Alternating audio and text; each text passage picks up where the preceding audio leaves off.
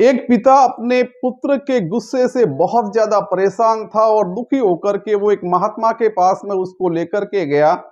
महात्मा ने उसको एक लकड़े का पट्टा दिया और एक थैली भर करके उसको लोहे की कीलें दे दी और उसको कहा कि बेटे एक काम करना, जब भी तेरे को गुस्सा आए एक कील इस पट्टे के ऊपर ठोक देना।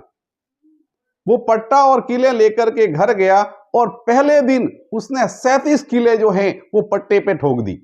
इसी प्रकार से जैसे जैसे दिन गुजरते गए उन कीलों की संख्या कम हो गई और एक दिन वो भी आ गया कि उसको एक भी कील ठोकने की जरूरत नहीं पड़ी।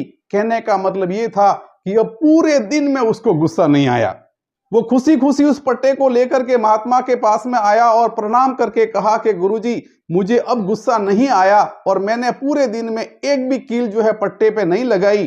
गुरुजी ने कहा अब इस पट्टे को वापस लेकर के जाओ और तुमको जब भी गुस्सा आता है इसमें से एक एक कील निकालते जाना। वो वापस लेकर के गया और कुछ महीनों के बाद में जब सारी कीलें उसने निकाल ली, वो पट्टे को लेकर के गुरुजी के पास में आया कि गुरुजी ये सारी कीलें निकल चुकी हैं। तब गुरुजी ने कहा कि देखो, जो इस पट्टे पर कीलें लगाई थी वो कीलें तो तुमने उखाड़ ली, लेकिन उसका निशान इस पर आज भी बना हुआ है।